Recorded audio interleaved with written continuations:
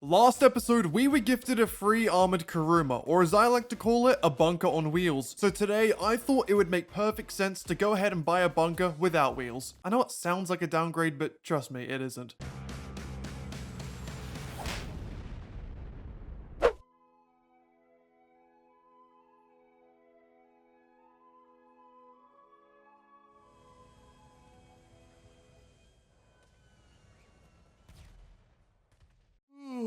Ugh, what a lovely dream. God, if only my assistant wasn't protected by something called video game code, then maybe I could actually kill her one day. Oh well, let's try not to worry about that, because today is going to be a very interesting day. We are going to be purchasing a new business. That's right, this whole time we have been walking through the treacherous trials of Los Santos, but now it's time to get running. You get it? Because like, gun running? Like the DLC? That you get bunkers in? No? Okay, I'll see myself out.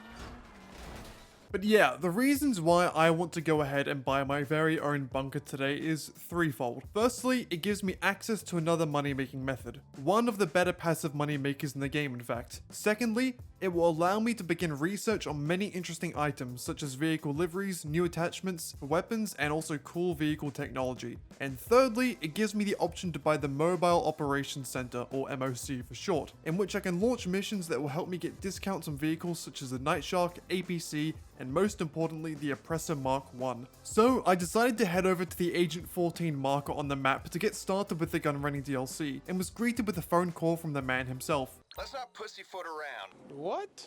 To be honest, I kind of expected a cool cutscene here or something, but whatever, I'm not disappointed with the phone call. Totally. Mr. 14 then told me to purchase a bunker, in which I did, opting for the Chumash location for 1.65 million, because it is the best bang for buck in terms of price and location. When I got there, I finally got the cutscene that I craved for, and Mr. 14 was an interesting fellow to say the least.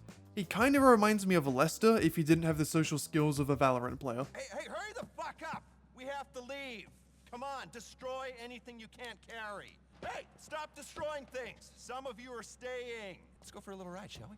It's really lovely to meet you. Yeah, so he's a bit strange. Anyways, now it was time for the setup mission. So I drove my little car over to my office, if you can even call it that, and headed up to my laptop to begin the bunker setup. You know, something weird I noticed. In a lot of these businesses, all the operations are run on a single laptop. The laptop is always open, always on a website, but there's no power cable. How do these laptops stay charged? Where's the power coming from? I couldn't care less about the Mount Chiliad mystery. I want someone to figure out what's going on here. Either we've got infinite battery life or wireless energy, and I want to know what it is. Thanks for listening to my conspiracy theory. Anyhow, now we have to go and collect some initial supplies for the bunker. I was guided to a dune loader not too far from here and drove it back without too many issues. I even decided to drive in first person for a little bit to get the authentic experience of a blue-collar American worker. Of course, Desmond is a murdering multimillionaire with a perversion problem, but we can keep those things under the radar for now. Now that our bunker is all stocked up, we can get this business on the road. Mr. 14 then walked me through the different features on my logic-defying laptop. I chose to assign my staff to do both research and manufacturing, and I also purchased the staff upgrade to increase the productivity of my business. I didn't purchase the equipment upgrade just yet because we need money for this bad boy. The Mobile Operations Center is an absolute beast that we actually don't have enough money to upgrade fully. Oh well, for now, all we need is a living quarters to access the mobile operations missions, so it's good enough. As I stated before, these missions will not only be a bit of fun, but will also help to get us the trade price on some awesome vehicles from Warstock. Only issue is that we have to first buy or steal some supplies to unlock the missions, and unfortunately we have to wait for the supply level to go down before we can get some more. So I'm just gonna sit here and wait for that to happen.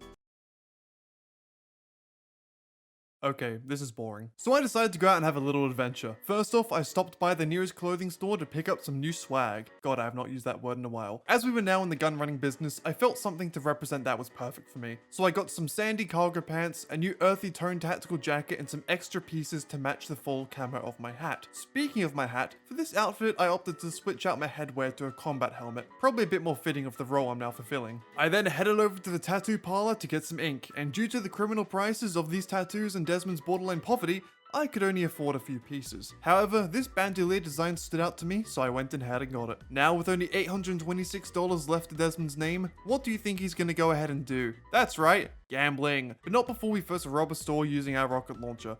You should be ashamed of yourself. On the way over to the casino, I ran into an ongoing business battle, and while I was trying to peacefully just drive on through, a man on the infamous flying bike of death had other ideas. After blowing me up once and then killing me again, he was satisfied, thank God. At the casino, I put all of my remaining cash into chips and started to gamble away my life. The slot machines gave me a decent return, but nothing too spectacular. The roulette wheel was cruel as ever, and after a single loss, I ran for the hills. And by the hills, I mean over to the blackjack table right across from me. I ended up winning the first hand, gaining 20 chips. And then on the second round, I put down as many chips as they would let me, 1,500. And I ended up getting a blackjack. I could not believe my eyes. If anything, this experience has taught me that you should gamble away all your money because winning is easy. Just a disclaimer, don't do that. For once, Desmond decided to do the smart thing and leave while he was up, cashing in 3,630 chips. I also went over for my daily wheel spin and got a lovely 10% discount on Legendary Motorsport, so whenever we're feeling spicy and want a new vehicle, we can go ahead and get it on the cheap. I then headed over to the cinema to check out what the film industry of Los Santos had to offer. If I play the game dirty enough, if I eat enough babies, then I too can become stinking rich and soulless. After all the shopping, gambling, and screen watching, I thought it'd be good fun to do something active. Desmond partook in a lovely game of golf a while ago, so now it's time to explore the sport of tennis. And I'll just show you the highlight reel of how Desmond fared. Desmond, come on, man.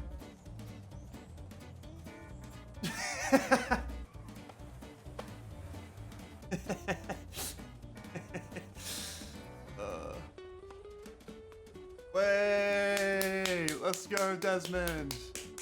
Yeah, so not great. I think from now on I'll stick to hitting my assistant than hitting balls. I mean, what? And finally, after my long day, I quickly went home to take a quick swig of some fun juice and then headed over to my bunker as I was now allowed to do a quick supply run. Well, at least I thought it would be quick. Instead, Mr. Agent 14 made me go and wipe out an enemy organization and destroy their equipment before even telling me the location of the supplies. He's a dick. As with most of Desmond's combat endeavors, there was a bit of dying involved, but did I manage to complete the task successfully? Yes, I did. And then finally, 14 gave us our location of the supplies. They were held in a van in a parking lot located in Los Santos. I was a bit concerned about driving back due to the mass amount of players around me and the constant death I was facing, so I decided to take some side streets to get away from the danger. However, to my fortune, about halfway along my journey back, I was pushed into a solo public session, and this was not my doing. It's probably due to the garbage Australian internet I have, but I'm not going to complain. I had a nice peaceful ride back and delivered the supplies without issue. And now finally, after all that, we can do our first MOC mission, titled Severe Weather Patterns, for some reason. It took me a little while to find a session, and I even ended up taking a break to go ahead and play a race, which infuriated me beyond belief. It was awful. Dude, why? Let me go! I want to die. I literally can't compete. I can't fucking compete. You fucking dickhead! You didn't have to do that, man! You're a dickhead. You're actually a dickhead. You're such a dickhead. You're such a dickhead. Please, please, please just let me go. I beg you. No! Ah! No!